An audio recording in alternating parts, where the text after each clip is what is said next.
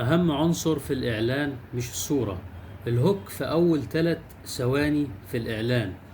أنت ممكن يكون بتصرف فلوس كتير وبتبذل مجهود عشان تعمل تصميم كويس وإعلان كويس.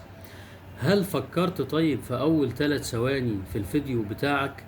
وده اللي اسمه الهوك. الهوك هو أول 3 ثواني في الفيديو بتاعك. لازم تبدأ ال3 ثواني دول بحاجة تشد العميل.